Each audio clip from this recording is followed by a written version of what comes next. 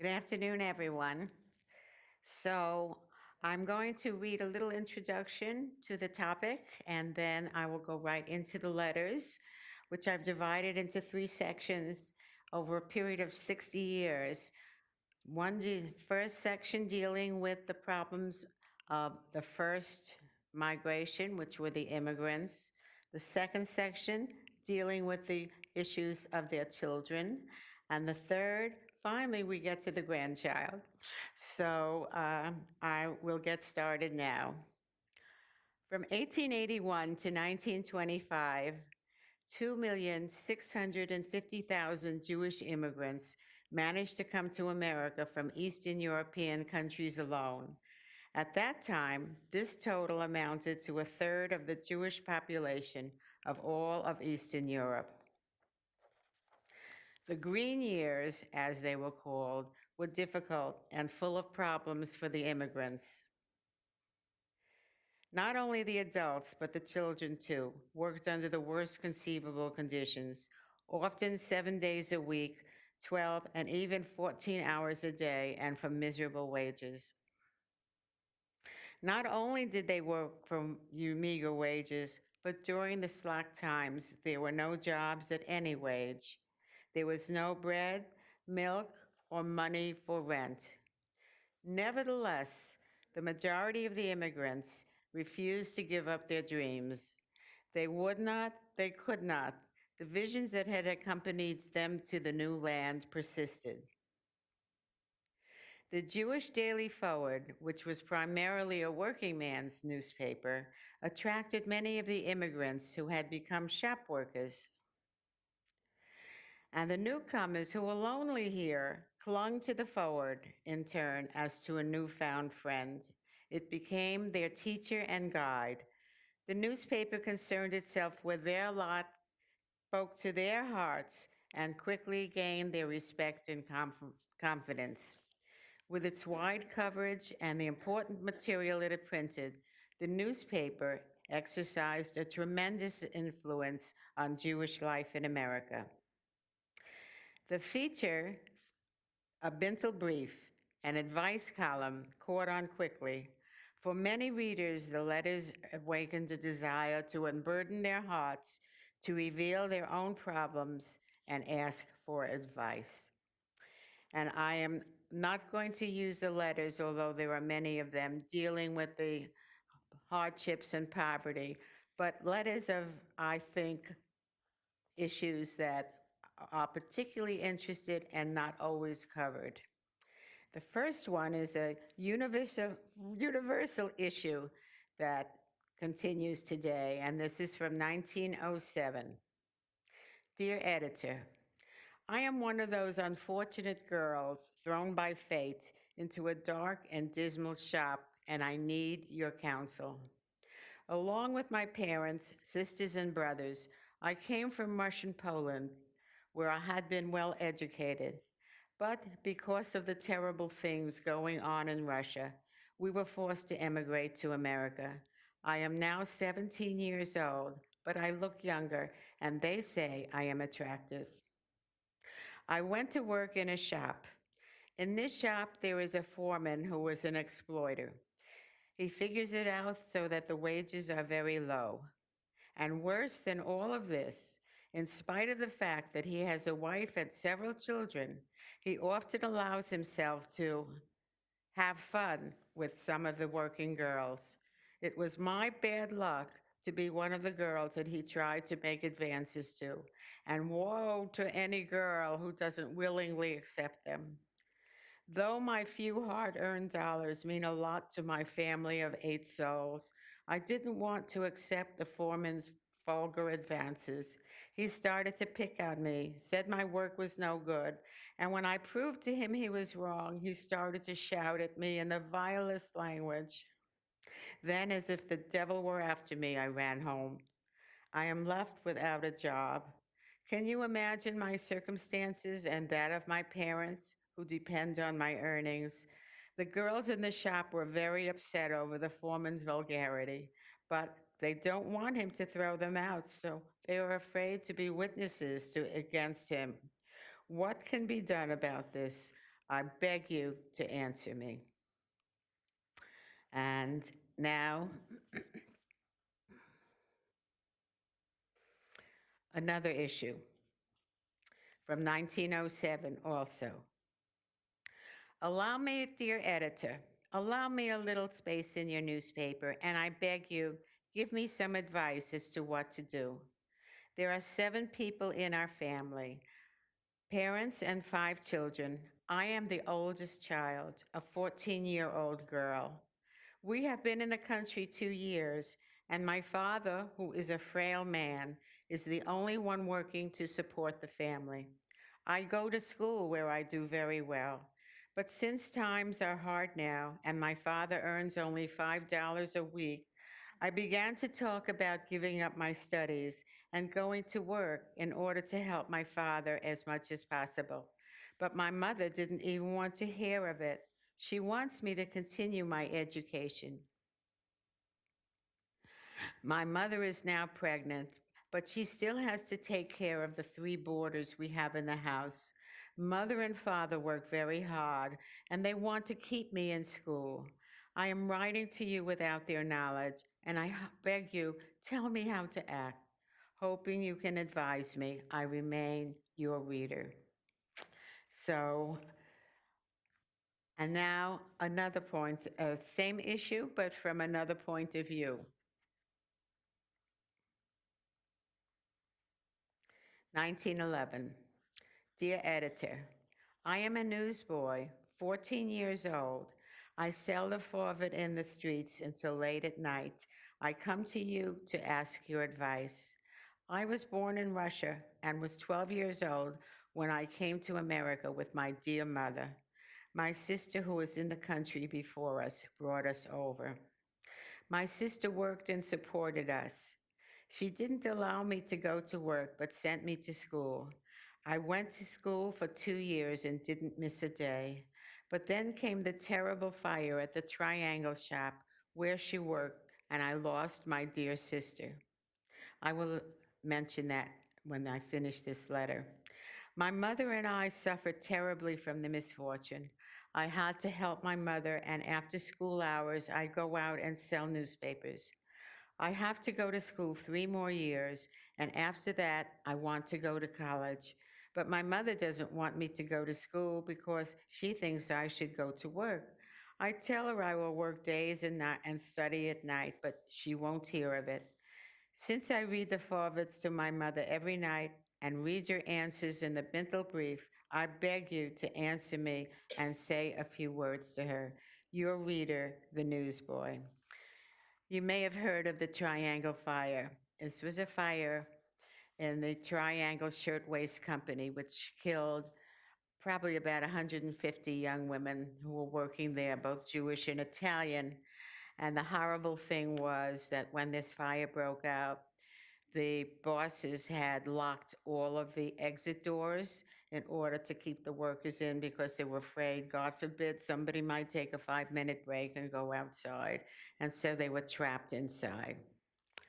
And that was a the cortege was followed by over 100,000 workers, and that was a major organizing event in the history of labor unions. I'm going to continue to with another letter with yet another issue that, dear editor, I plead with you to open your illustrious newspaper and take in my Bintel brief in which I write about my great suffering. A long, gloomy year, 365 days have gone by since I left my home and am alone on the lonely road of life. Oh, my poor dear parents, how saddened they were at my leaving. The leave taking, their seeing me on my way, was like a silent funeral. I myself put on the white shirt that was wet with my mother's tears, took my pillow, and climbed into the wagon. Accompanying me was a quiet, choked wail from my parents and friends. The wheels of the wagon rolled farther and farther away. My mother and father wept for their son, then turned with heavy hearts to the empty house. I came to America. During the year that I have been here, I have had some good periods, but I am not happy because I have no interest in anything. My homesickness and loneliness darken my life. At home, my beloved home, my heart is heavy for my parents whom I left behind. I want to run back, but I am powerless. I am a coward because I know that I have to serve under the Tsar for 3 years. I am lonely in my homesickness, and I beg you to be my counsel as to how to act. A few words of explanation about the Tsar and the drafting of Jewish boys. Jewish boys were drafted in Russia as young as 12 or 15. And there was rampant anti Semitism in the Russian army. And as a result, many who were drafted never came back. They were sent to Siberia. They were, they were killed. They were not in fighting, but amongst the soldiers. And many, many young men came to this country precisely for that reason.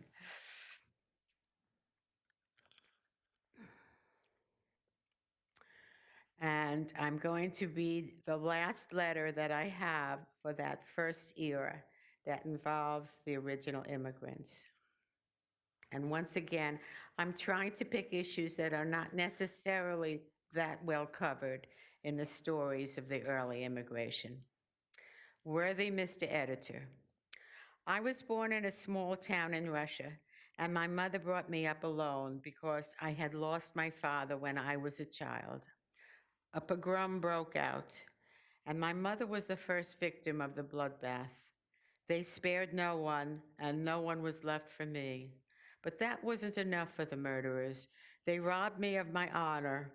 I begged them to kill me instead, but they let me live to suffer and grieve.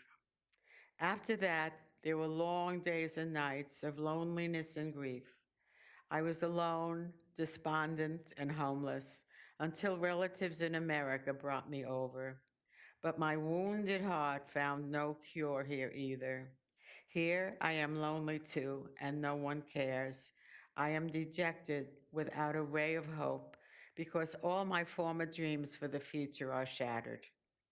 A few months ago, however, I met a young man, a refined and decent man. It didn't take long before we fell in love. He has already proposed marriage, and he is now waiting for my answer.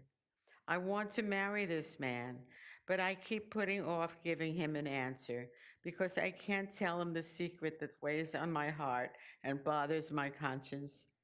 I have no rest, and I'm almost going out of my mind. When my friend comes to hear my answer, I want to tell him everything. Let him know all. I've bottled up the pain inside me long enough. Let him hear all and then decide. But I have no words and can tell him nothing. I hope you will answer and advise me what I can do.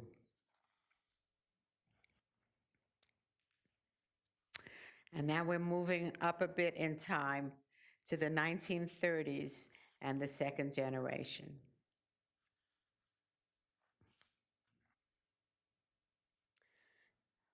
1932.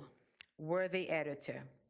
Though I am only a simple tailor, all my life I strove to give my children a good upbringing because I wanted them to be serious, educated people.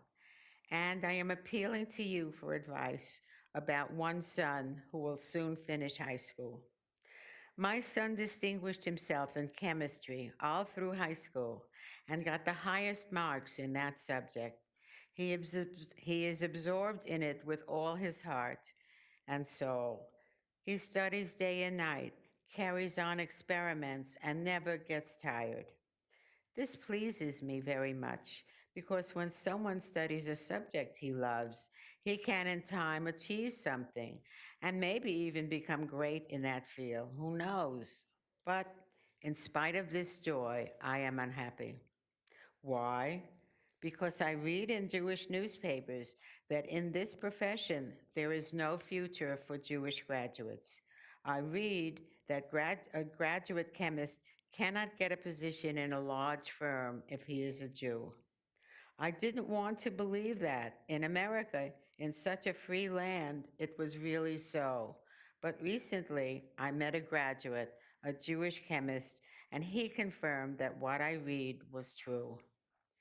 As yet, there are no large Jewish firms that hire chemists, and among the non Jewish firms, there is a sort of understanding to keep Jews out of this profession, which has a great future.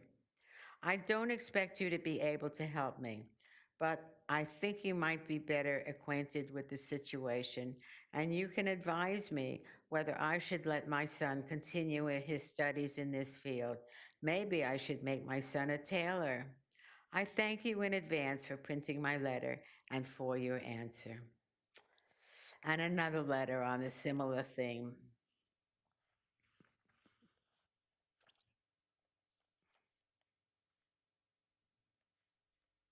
1933. We have 5 children with whom all parents would consider themselves blessed.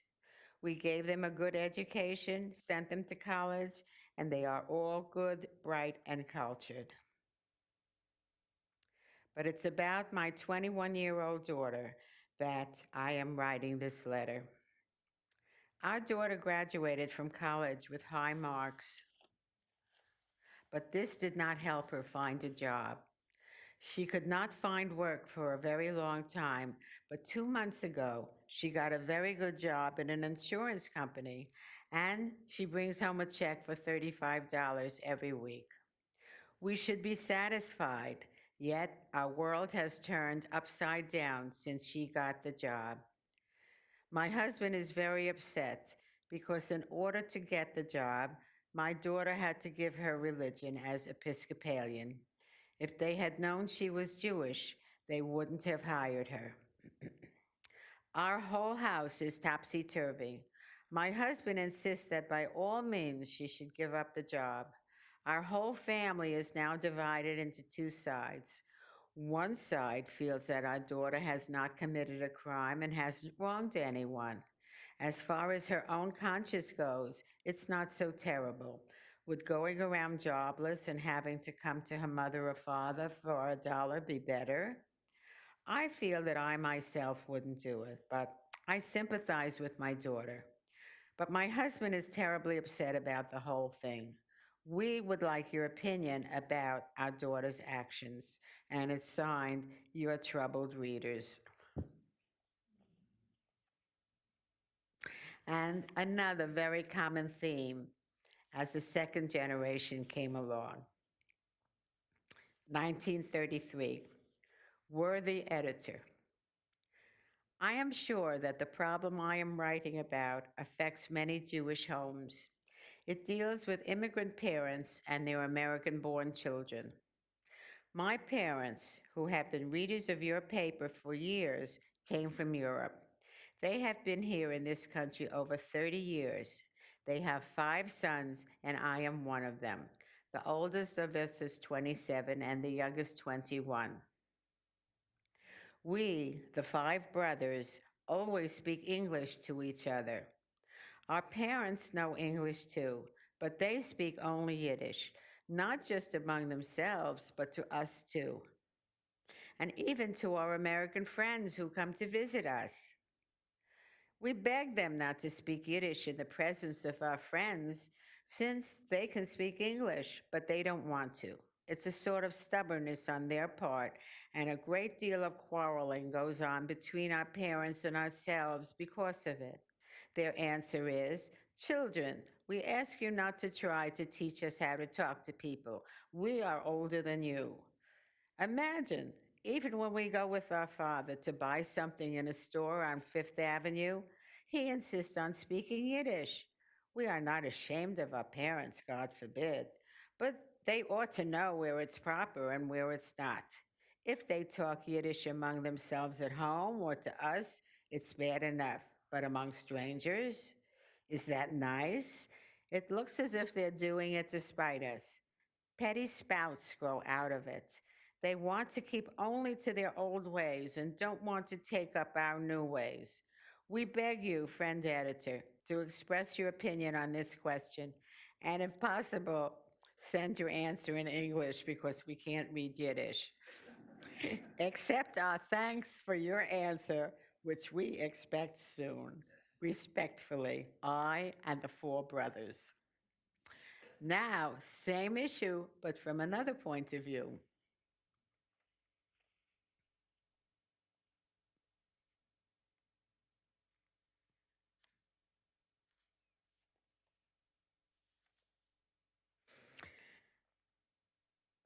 1938.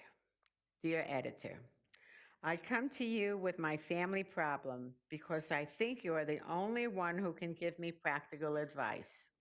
I am a man in my 50s and I came to America when I was young. I don't have to tell you how hard life was for a greenhorn in those times. I suffered plenty, but that didn't keep me from falling in love with a girl from my hometown and marrying her. The years flew fast, and before we looked around, we were parents of four children who brightened and sweetened our lives. The children were dear and smart, and we gave them an education that was more than we could afford.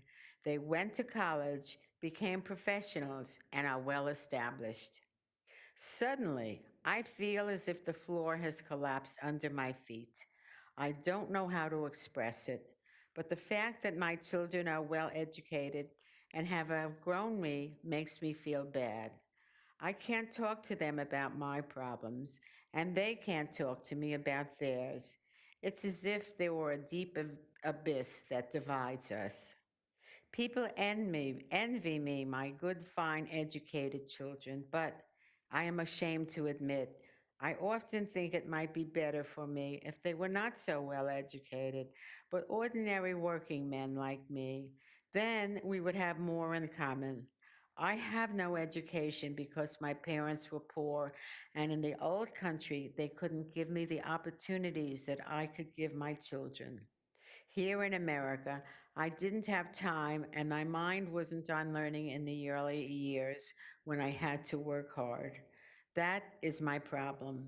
I want to hear your opinion about it. I enclose my full name and address, but please do not print it. I will sign as disappointed. And now I'm going to come to the post Holocaust era and some of the issues that arose from that. 1945. Dear editor, through the forward, I learned that my brother's 8-year-old child was alive and living in France with a Gentile family. I had hoped my brother and his wife would survive the concentration camps where they were dragged by the German beasts 3 years ago, but there is no trace of them. I also had another brother with a wife and children in Poland, but so far I have heard nothing from them either. You can imagine how I feel and what is going on in my heart. Now, I want to rescue at least this one child for our people, and I ask your advice about it. I often send packages for the child. I deny myself and do all I can, but it is not enough. My heart aches that my brother's child was converted and is being raised by Christians. I want to bring the child to America. I'm prepared to sign the papers that I will keep it as my own. The fact is that the family in France that is raising the child doesn't want to give it up because they love him very much. They tell me it will be hard to do anything and that I must get a French lawyer because it will be hard to have to be fought in court. But I can't undertake it alone, and there's no one to help me. I have married daughters, and they think it would be better for the child to leave it where it is. I am not a religious woman, but I am a Jewish daughter and I want the children of my family to remain Jewish. What shall I do? Where shall I go? I'm willing to fight to get the child and bring it to me. Help me save this Jewish child from growing estranged. I will thank you forever. And yet another issue that was raised post Holocaust.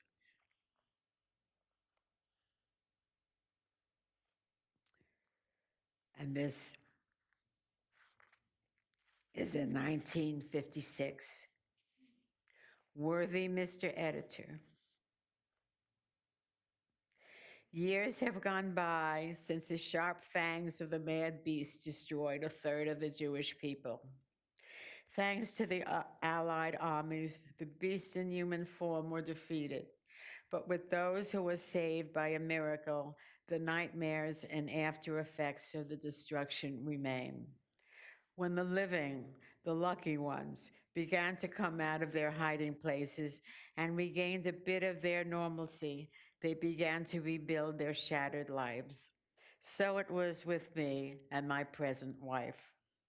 The murderers killed my first wife and our two children, and my present wife lost her husband and a child.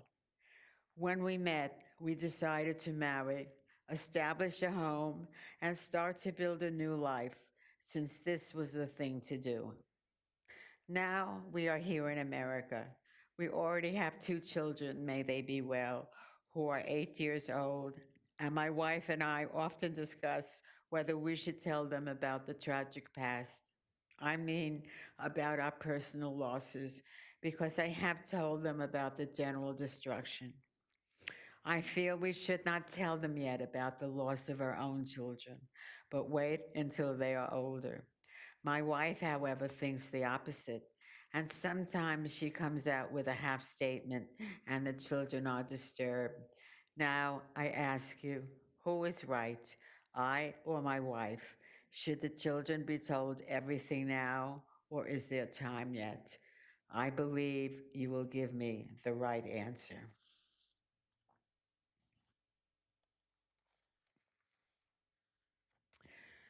And also in 1956, this is a letter that I really like because it incorporates both the old and the new together. Dear friend editor, I was sitting with a group of old friends who were speaking nostalgically about the good old days, and I interrupted with a question. Were the old days really that good? In connection with the discussion we had, we would like to hear your opinion. I think that when older people long for the old days and say it was better then, it's only because they were young and still had their whole lives before them. But the truth is, those times were not so good. I still remember my hometown in Russia.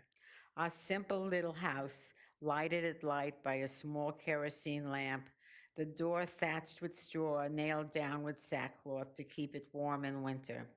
I still remember the mud in the streets of the town, so deep it was so difficult to get around. Our fear of the pogroms, and who can forget the poverty, the times when there wasn't even a crust of bread.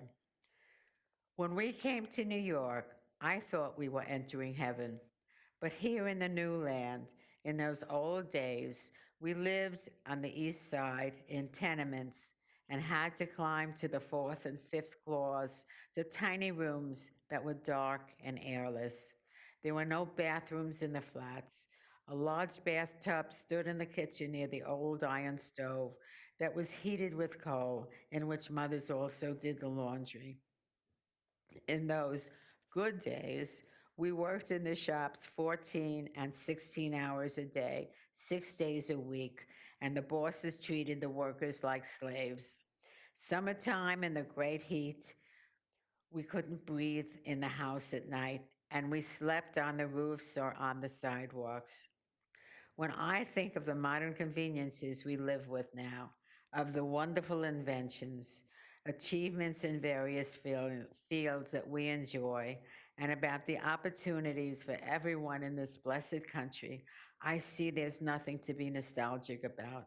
I say we now have the good times and we do not have to long for the past. Not all my friends agree with me, and it will be interesting for us to hear what you have to say about it. With great respect.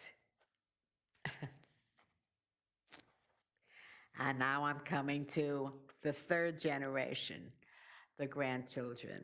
And this is my final letter, and I will read a letter from the grandchild of original immigrants. And this is 1967, which also happens to be the last year that a Bintel Brief received letters. Dear editor, I have often read the Bintel Brief to learn how you have suggested solutions for the problems of your readers. Now, I would like to tell you my problem. I am a young man, 20 years of age. My grandparents brought a precious heritage of Yiddishkeit from Eastern Europe. Yiddishkeit, by the way, is a term that refers to the traditions of the Eastern Europe, the traditions and way of life. I remember the good Jewish life they lived. I still remember how they used to sing Jewish songs, speak Yiddish, and prepare delicious kosher meals for my parents and me on Friday evenings. These were the best days I have yet known. However, several years ago, my parents passed away.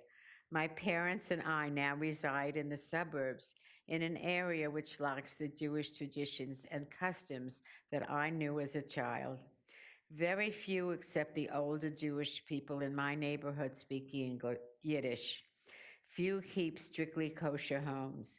Few people observe our wonderful Sabbath in the traditional manner. Most of the young ladies I meet are not the type of Jewish girls I would like. I feel like a stranger among the Jewish girls who are interested only in rock and roll and wear miniskirts. I long for the days I knew as a young boy. Many aspects of life in this area seem to snuff out what remains of our beloved Yiddishkeit. I have recently graduated from a local university and am now starting to attend law school in a larger city. Most of the young people who will be studying there with me will not be Jewish or will be the type of Jew who does not live as one. Most of the people I will come in contact with will not have the same interests I have. I want to know how my family and I can perpetuate our traditions. I would also like to know where I can find people of my age to share my interests. So ends the Bintel Brief, and thank you all so much for coming. I hope you found as much meaning in these letters as I have.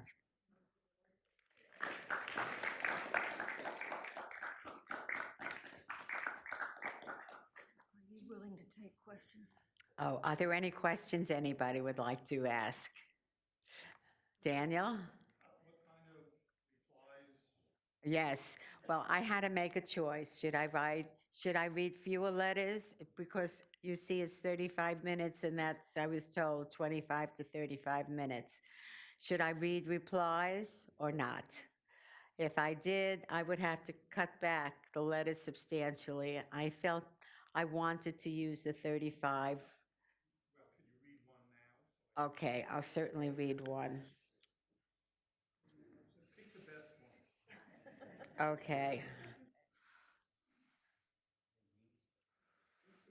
Okay, I'll read a couple. I'll write. A Bindle brief Okay. is a Yiddish Answer. word This is the that- girl who had been raped in a pogrom.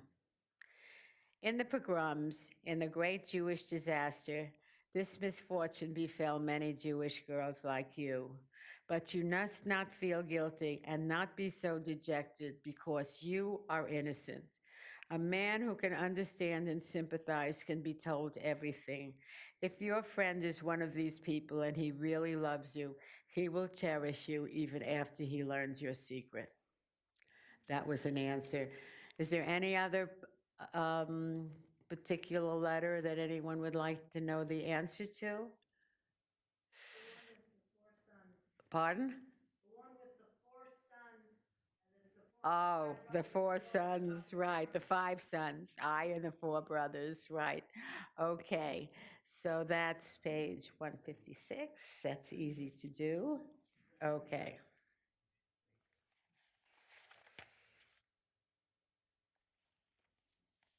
Answer. We see absolutely no crime in the parents speaking Yiddish to their sons. The Yiddish language is dear to them, and they want to speak in that language to their children and all who understand it. It may be also that they are ashamed to speak their imperfect English among strangers, so they prefer to use their mother tongue. From the letter, we get the impression that the parents are not fanatics and they're speaking Yiddish. They are not out to spite the children. But it would certainly not be wrong if the parents were to speak English too to the children. People should and must learn the language of their country, which is a very interesting point of view, I thought. Anyone else?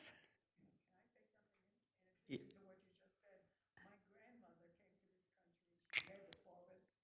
She spoke Yiddish. But when I came over on Friday afternoon to pick up a challah from her, she baked every Friday. She only wanted to speak English with me because She wanted to learn.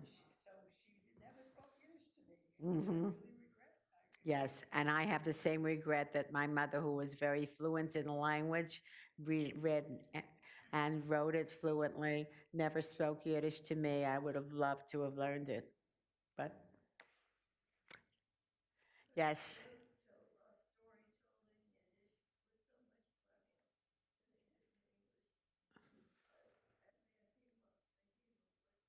yes, it's a very pungent language. That much I know. Sandford, you had a question, I thought. Did you raise your hand? No? Okay, okay. All right. Well, thank you so much.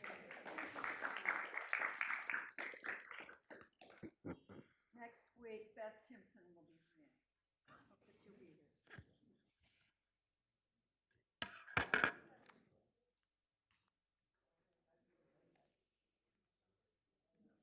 Very interesting. Thank you. Well, thank you. I think you touched so many people here. Yeah, well,